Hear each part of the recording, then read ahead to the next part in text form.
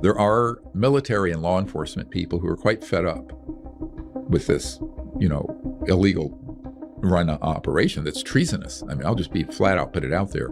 They are committing treason against the United States. When I tell you that this group are a bunch of sociopaths and psychopaths capable of this, people need to believe it, and not letting those guys get away with their agenda, because this is a 70-year long-term plan that they're coming to a head now, which can be, and you can be executed for that, as you know, by federal law. I think there are certain people who are not going to sit on their hands if the Congress just dithers for another 2, 3, 4 years.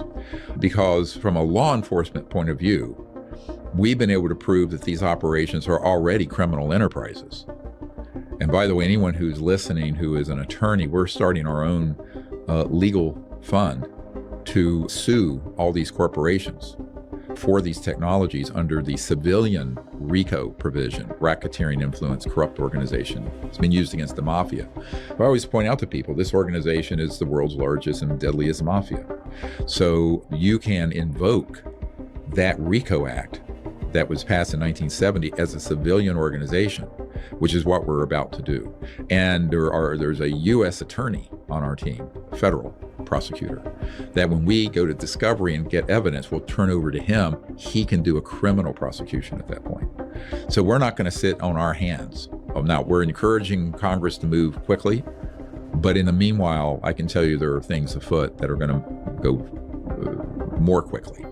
So what I'm trying to do is be sure, and this is why, listen, everyone sitting here listening should write to your member of Congress and your 2 senators, whatever state you're from, and encourage them to pass these laws protecting the witnesses and to hold open hearings.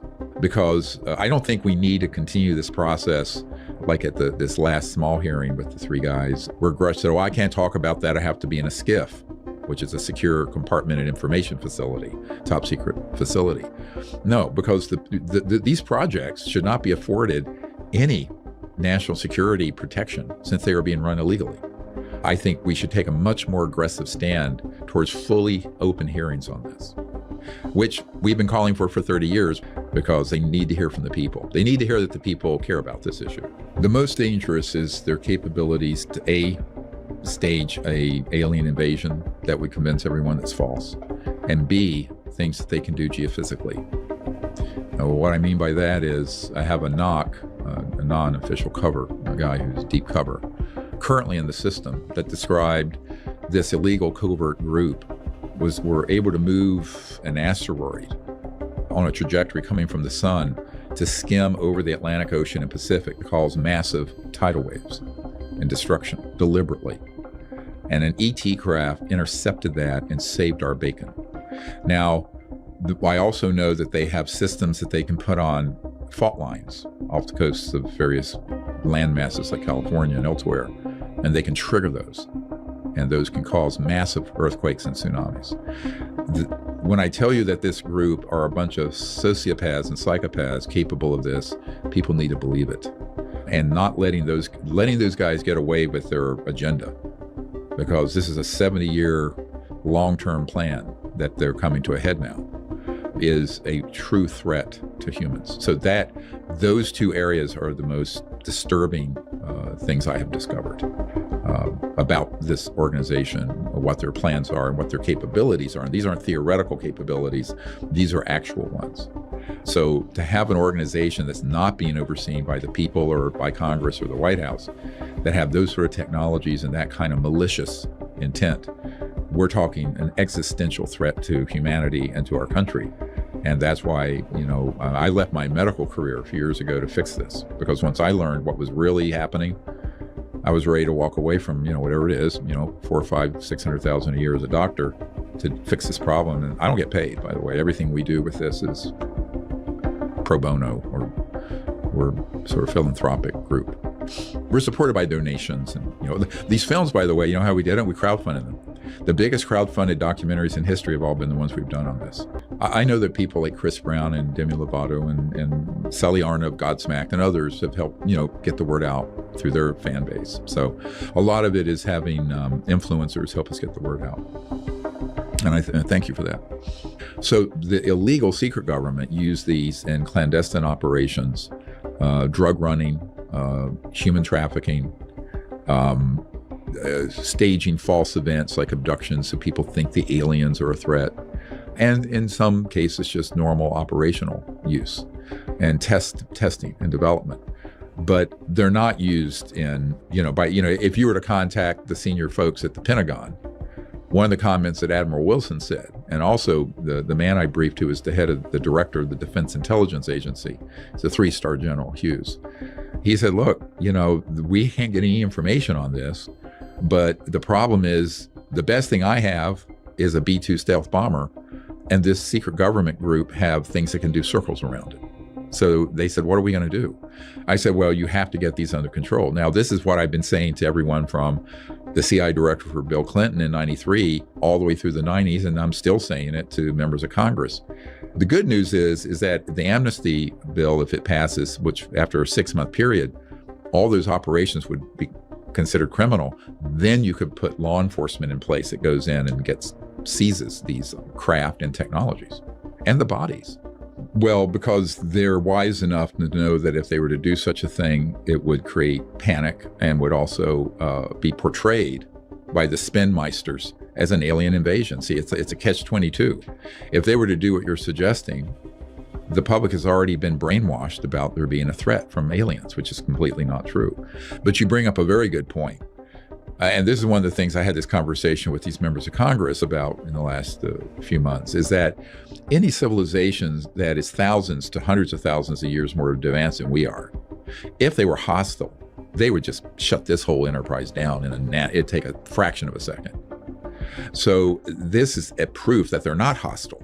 They're also very patient, and they don't want to do something that plays into this false narrative of this illegal secret government group.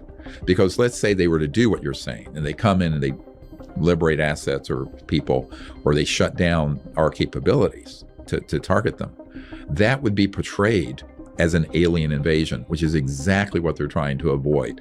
And that's exactly what everyone in the public has been, and also, I hate to say, some people in the government have been brainwashed about. Like when Mr. Grush started talking about this event where aliens were shooting up and killing these villagers in Brazil. Well, he didn't know that that was a CIA clandestine operation using our own man-made craft, and it was 100% being done by humans. So why wouldn't he know that? Because he's a young guy who wasn't read into that. He wasn't briefed into that part of it. He just heard the story. So this gets into this whole question of a little bit of knowledge on this is an extremely dangerous thing, but to unpack all of this is very complex, to go through all the evidence, the cases, the science, the top secret. Most people can't get their minds around the 70 or so top secret whistleblowers we have up on our YouTube channel, never mind the other 700. But so it's a very heavy lift, right? But it needs to happen, and at least the process has begun. But the ETs are way too smart. With my meager IQ, if I have figured out what the consequences would be of them doing what you just suggested, and just coming in and taking their assets back, or landing, or exposing themselves massively to the whole planet, they know, like I do, that would be immediately spun by the spinmeisters and the liars as some kind of attack and alien invasion. And I think they're just way too evolved socially and spiritually and intellectually to fall into that trap. Because if I figure this out, I'm sure they have. But I think the other part of it is that I think this is a very good question that comes up a lot. Why don't they go ahead and do it and just fix this mess? I go, well, everybody heard of Afghanistan? 20 some years in Afghanistan. So we go in there. I know a lot of special forces and Green Beret people who are over there. And we go in there. We think we're going to impose Jeffersonian democracy on a country run by warlords, right? Opium trading warlords. And 20 some years later, we didn't make any more progress than we had before we went in. And now it's back to warlords. So you cannot externally impose evolution. It has to be organic. So I think the ETs are wise enough to see this and know that humans have to evolve socially, economically, politically, spiritually, whatever, by learning. Now, it doesn't mean they just sit back and let us do everything. And one of my concerns is, and this is something not being talked about enough, is that if you have technologies that are being reverse engineered and studied for 75, 80 years, right, since the 40s, and you reach a certain point where your human technologies get close to what the ETs have, and we become a threat to them, out of self-defense, they may have to intervene. And that is a worst case scenario. And I flat out have said that to members of Congress. We are running out of time to do this little do-si-do dance of kindergarten level of studying this issue. And they would not do it out of hostility, but they would do it out of self-defense. But most people don't know this. I mean, if I know of 122 cases where we've knocked their spacecraft down, we also have weapon systems on satellites out there in space that have targeted these extraterrestrial assets and craft. At a certain point, if our technologies get good enough and they're scalar, which means they could go beyond the speed of light and go to another star system, not the craft, but the energy weapon, then we become a true threat to other worlds. So my view of it is that if people want to know what the problem is in this corner of the universe, go look in the it's what humans are doing. It's like that Michael Jackson song, Man in the Mirror. But it's like we need to look at that and say, what are we doing? But the problem is most of the American public, and I would say most of the Congress still, don't know that those activities, that we have the technologies to be that kind of threat out there, these covert human illegal projects. So letting a group like that wander around doing anything they want in defiance of the law with no oversight by the people and no oversight from the Congress, the people's representatives, that is a true threat. So when people say, are the UAPs a threat? I go, not the ones from off planet, but the ones that are here that we're making, yes. That is the biggest threat to our national security, way bigger than China, Russia, or Iran.